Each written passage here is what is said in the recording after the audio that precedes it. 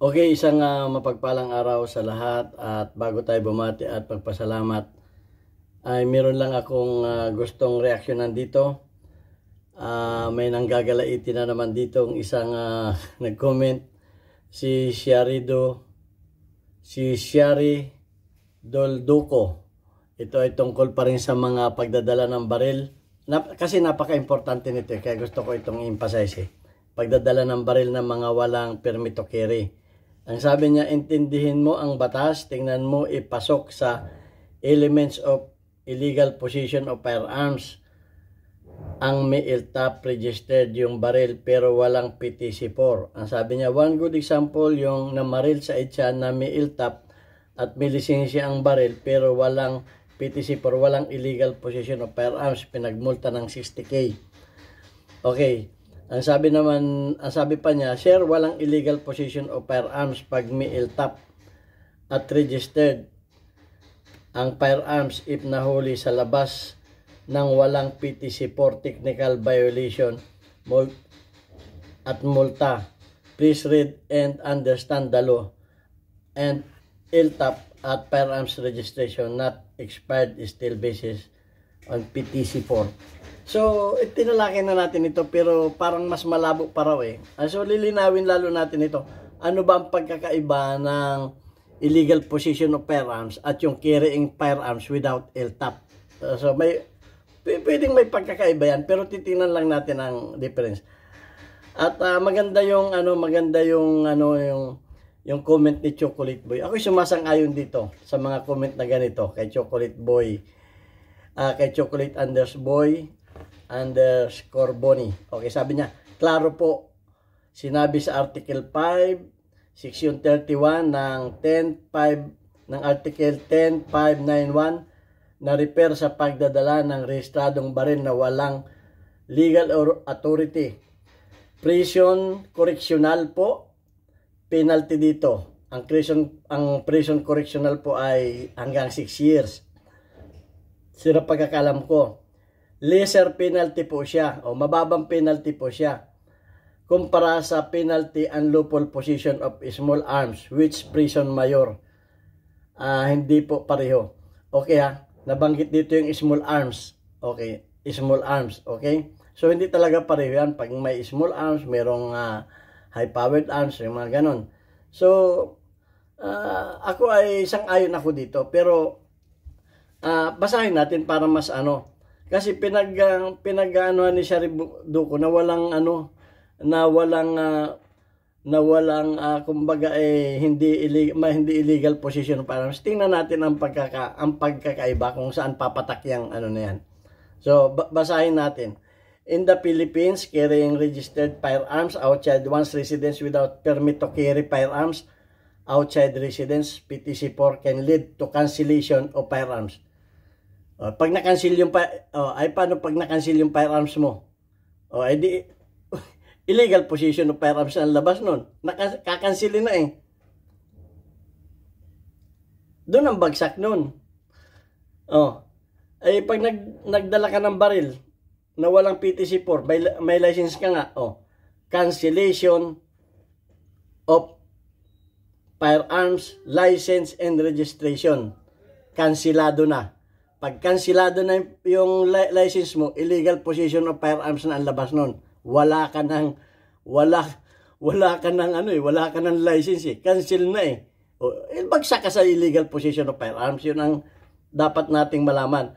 And may also resort to other penalty, especially the penalty for carrying firearms outside one's residence without PTC4 is imprisonment. Makukulong ka pa.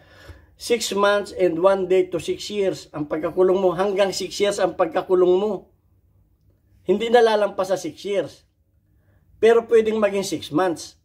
Yun ang sabi dito. Kaya nga kinakailangan natin ng abogado na magtatanggol sa atin para mapababa yung hatol sa atin. Kaya nga may mga abogado eh. Hindi ko nasakop yan. Basta yan ang nakalagay sa batas. Trabaho na ng abogado yan, pababayan ng iyong sentensya para ipagtanggol ka. Pero yun ang nakalagay sa batas. Imprisoned to 6 years and a fine of 10,000. Magmumulta ka pa ng 10,000. if firearms is classified as high-powered, ito yung sinasabi na high-powered. Penalty imprisonment from 6 years to 1 day to 12 years. Oh. Ay, depende nga eh. Ay, tama yung sabi ni, ni Chocolate Boy. Na depende sa light. Ay, paano kung ang makuha sa iyo ay high-powered? Oh. 6 years and 1 day to 12 years fine and fine of 30,000. Oh, yun ang sinasabi ko. Yun ang sinasabi ni Chocolate. Yung light at saka yung at saka yung high-powered. Oh. Kaya hindi nga pareho eh. Depende nga yan eh. Sa sa inyo, Merong hanggang, kung mahuli sa iyo high-powered, oh, ay di hanggang 12 years ka. Kahit pa yun ay may PTC. Kahit pa yun ay, kung wala yung PTC, kahit pa yun ay may license, may pagkakulong po tayo. Huwag tayong maniwala dun sa napapanood natin sa Facebook. Basahin natin ang batas. Ang sabi nga dito, license cancellation, carrying a firearms outside one's residence without PTC for will result in cancellation of firearms. Oh, cancel na yung cancel na yung license ng firearms mo. O, edi illegal possession of firearms na bagsak mo. Na-cancel na eh. O, registration revocation of firearms registration will also revoke. O, revoke na eh. Illegal possession of firearms ka na, revoke na eh. Ano ngayon ang gagawin mo? Confiscation na. O, ay pag wala ka ng license at na-revoke na, confiscation na. Kaya doon ang bagsak noon. Kumbaga, doon ka papatak. Oh, criminal penalties. Aside from administrative sanction, individuals may face criminal charges with penalties ranging from imprisonment, fines. Oh, PTC4 requirements. Oh, yan. It's crucial to understand that the license to own, possess firearms is a prerequisite for obtaining PTC4 and for the legal registration firearms. Failure to comply with this regulation can lead to serious legal consequences. So, maliwanag. Napakalinaw po ng batas. Wag po tayong maniwala na walang illegal. May illegal possession of firearms tayo dahil kakansilahin na yung ating Pag nahuli na yung baril natin, bagsak ka na sa illegal possession of firearms. Kukunin na yung license mo, re-revoke na. Pag na-revoke na, ka na? Saan ka bumagsak ngayon? Doon ka papunta. Doon ang punta mo. Wala kang ibang pupuntahan kundi sa illegal possession of firearms dahil kukumpiskahin na yung mga license mo. Lahat kumpiskado na, pati baril mo kumpiskado na. O saan ka ngayon pupunta? Sa simpleng kasalanan mo. O sa dahil ang pagkakaalam mo ay fine lang. 10,000. Kaya kong kaya kung bayaran yan. Kaya mong bayaran yun. Bayaran mo yung 10,000. Cancellation yung revocation ka ng license mo. At saka confiscation ng baril mo. O di lalo kang nawalan. Yan ang sinasabi ko. Huwag tayong masyadong mas magaling. Ang gagaling natin magpaliwanag, wala naman tayong binabasa. Kinakailangan, kung magpapaliwanag kayo, may babasahin kayong batas. O ito ay nasa Google. Kung hindi kayo naniniwala sa Google, ay wala na ako doon. Nasa Google eh. O, kahit mga senador, bumabasa ng Google eh. O, basa pa tayo. O, gunban, ganun din. Ang gunban, kahit sa gunban, yun din ang patak. O, ito ha. Illegal possession of firearms in the Philippines is a serious offense. Ito na mas illegal possession. Ito yung mga walang lisensya. One that can lead to lightly prison terms and heavy fines. Okay, ito ang sabi ha. September 30, 2024. For illegal possession of firearms without license, ito, imprisonment ranging from 6 years. O, 6 years din eh. 6 years. Ang kaibahan lamang nung may license ka ay 6 months hanggang 6 years. Depende yon sa iyong abogado na magtatanggol sa iyo. Pwede kang maparusahan hanggang 6 years. Pero hindi nalalampas. Pwede kang parusahan ng 6 months. Hindi nalalampas sa 6 years. Ang illegal possession of firearms ay 6 years and 1 day hanggang 12 years. hanggang 12 years. At meron pang reclusion perpetua. Pwede pang mahabang buhay. Depende nga yan sa kaso eh. Ay kung ang mahuli sa iyo ay ano, ang mahuli sa iyo ay high-powered. Ano sabi? 12 years eh. Pag high-powered ang nahuli siya, 12 years. Ano nakalagay dito? If the firearms classified as high-powered, the penalty imprisonment from 6 years and 1 day to 12 years. Depende nga yan sa nahuling baril sa iyo. Pero kung mga light lang, yung mga light firearms lang, hanggang 6 years. Pero pag mga high-powered ang nahuli sa iyo, depende nga yan sa mga mahuli sa iyo. Tama nga si si chocolate. Depende yan sa mga light. Ay kung mahuli sa iyo yung mga high-powered, ay hanggang 12 years. Pareho din ng illegal possession. Ang sabi sa illegal possession, for possession of firearms without license, imprisonment from 6 years. 6 years din. Yung light firearms 6 years hanggang 6 years. Hanggang 6 years lang. 6 months hanggang 6 years. Pag walang license ay 6 years and 1 day to 12 years. 2, reclusion perpetua. Ay may panghabang buhay pa, depende sa bigat ng kaso mo. Liwanag nito eh. Ang sabi pa dito, January 10, 2025, imprisonment not less than 1 year. Ito naman sa gun ban, kumilik naman to. Sa kumilik gun ban, iba naman yan. Pareho din yan. Ano yan? Ito, baka gusto naman nyo malaman yun sa mga kumilik gun ban. January 2025, imprisonment for not less than 1 year and not more than 6 years. Ganun din eh. 6 years din eh. A fine ranging from 100,000, ang laki na 100,000 eh. A fine ranging from 1,000 laang, 1,000 to 3,000 and perpetual disqualification. Ay, may disqualification pa rin. Ayan o.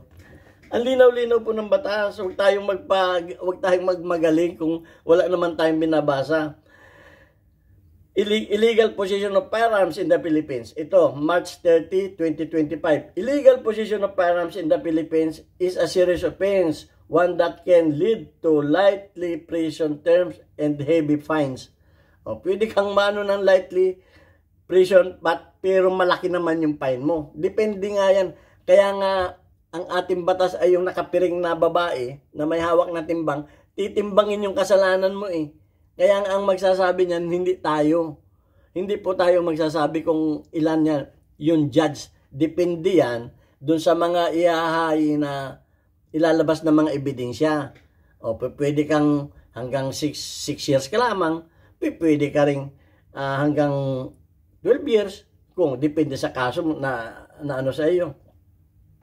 So ayan po ang mga dapat nating malaman. Kaya nga importante sa atin ng may abogado. Ang sabi dito pa in the Philippines, carrying firearms outside one's residence without permit to carry firearms outside residence, PTC for even with a license. Even with a license with a license to own, possess firearms, LTAP, is illegal. This prohibition is outlined Republic Act number 10591, Comprehensive Firearms and Ammunition Act, which stipulate that PTC-4 is required for carrying firearms once residence violator face penalties including imprisonment and fines. Liwaliwanag eh. Imprisonment and fines.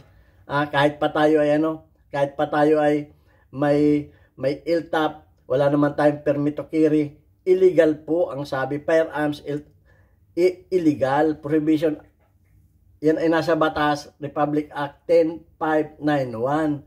Kaya nga ito ay pinapaliwanag ko ng paulit-ulit kasi baka maniwala kayo sa mga nagsasabi na ganun-ganun gani rin na napanood lamang sa Facebook.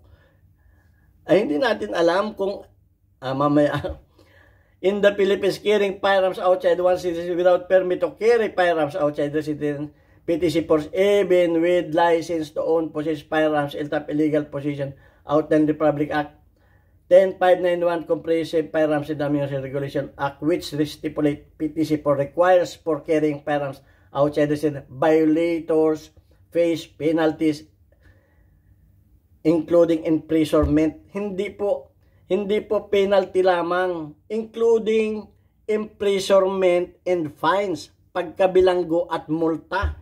Ang liwanag naman eh. Ito LTAP BS-PTC4, a license to own and possess of firearms. LTAP allows an individual to legally own, possess firearms while permit to carry firearms outside residence. LTAP is specially authorized carrying those firearms outside residence owns. Yung pang LTAP ay panglabas lang ng bahay. Republic Act 10 clearly states that the carrying firearms outside residence without PTC prohibit, pinagbabawal, penalties. Violation of this law can result in penalties including imprisonment and fines according to Law Philippines. Imprisonment and fines, naintindihan ba ganin yan? Ano pa ang gusto ninyong malaman? Ang liwaliwanag niyan.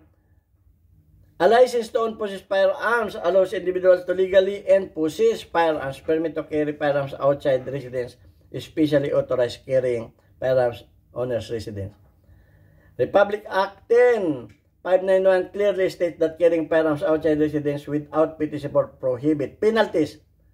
Violation of this law can result penalties including imprisonment according to Philippine law. Ay, palit-ulitin ko. So, ano pa ang gusto ninyong malaman dito? Na walang pagkakulong.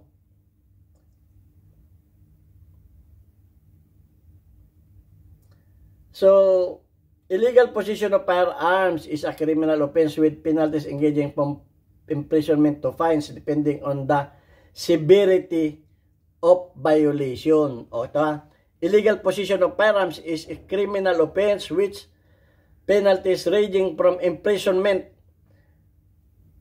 to fine, pagkakulong at multa depende sa severity of violator.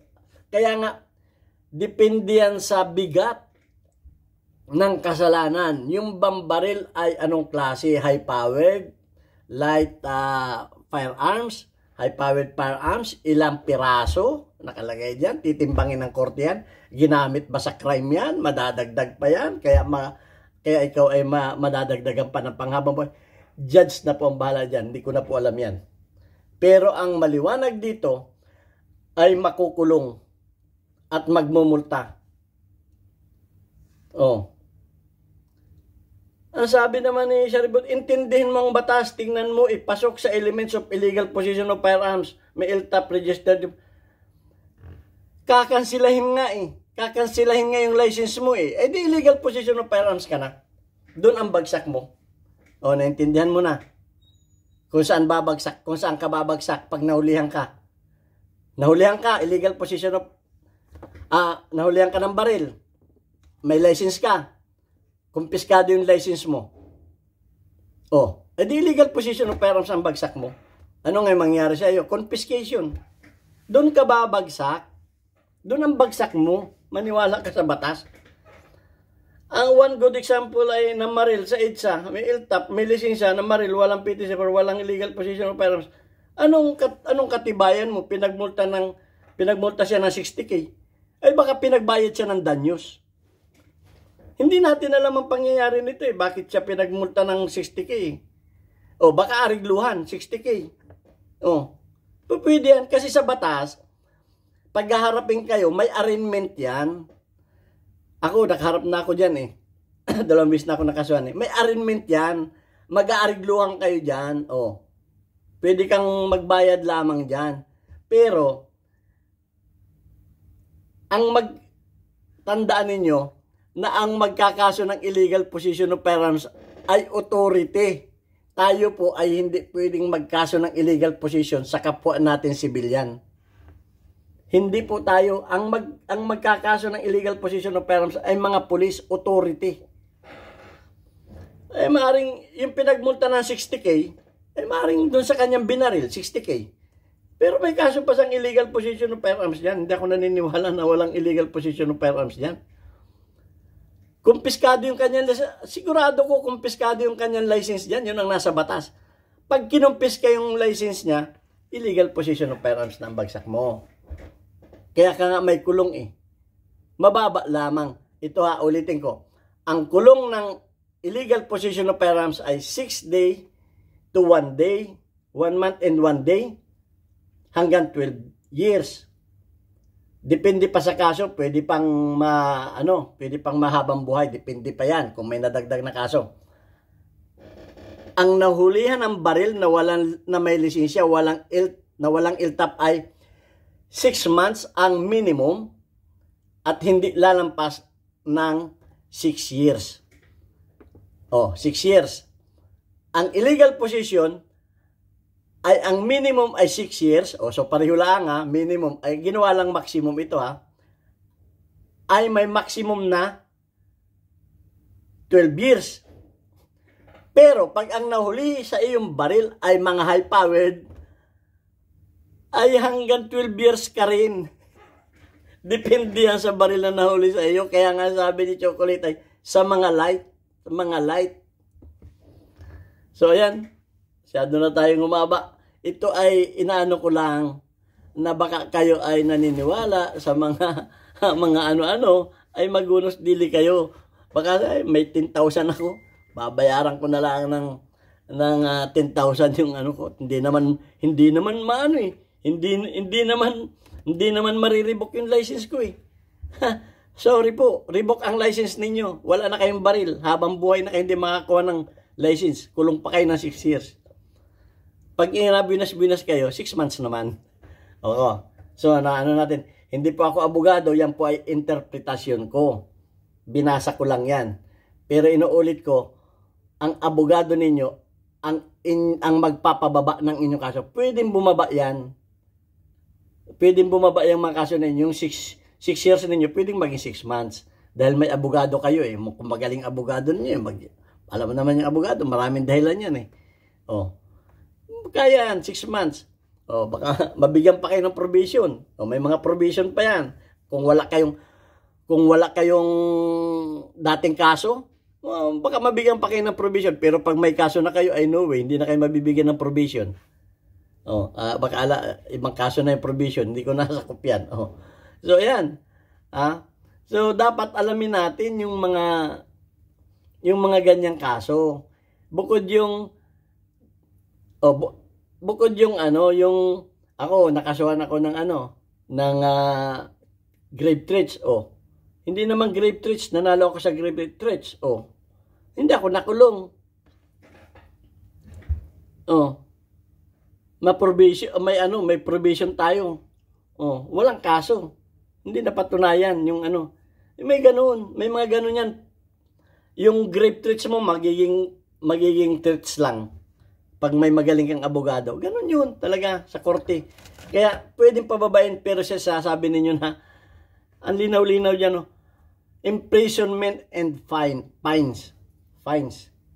Pagkakulong at bilanggo. Magkakaiba lang talaga yan. May minimum at may maximum. Dapat nating alamin. So hanggang dyan na lamang. Sana naunawaan ninyo ako. At sana bago kayo mag-comment, panuorin muna ninyo yung videos doon sa mga pulbura. Marami may nag-comment na naman, hindi pinanood yung videos. Panuorin muna ninyo yung videos. At kung hindi kayo naniniwala sa Google, na binasa ko, ay wala na ako doon kung hindi ninyo paniniwalaan.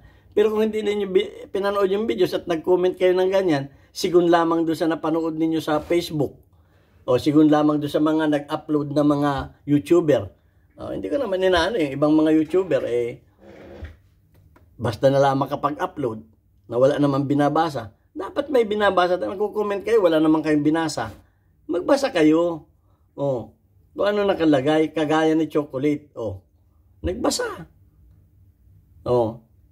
Kaya nga, sabi ni Chocolate ay, sa mga light firearms, ay paano kung heavy? Ay di hanggang 12 years. Di pareho ka na rin ng illegal possession. Alam na ninyo kung bakit babagsak ka sa illegal possession of firearms. Ay confiscation ng iyong license Saan ang bagsak mo? Oh. The illegal possession of firearms ka na. Sabay ano? Sabay confiscate. Okay? 1 plus 1 equals 1. Okay, God bless us all. Thank you very much. Ako'y natatawa na lamang sa mga comment ninyo. God bless us all. At sana pag-aralan pa natin ang batas. Huwag tayong padalos-dalos. Yung mga naririnig natin, huwag natin paniwalaan. Mag-research tayo kamukha ni Chocolate. Nagre-research talaga. Basahin. Kung hindi kayo naniniwala sa akin, basahin ulit ninyo yung batas. Okay? God bless us all. Bye-bye.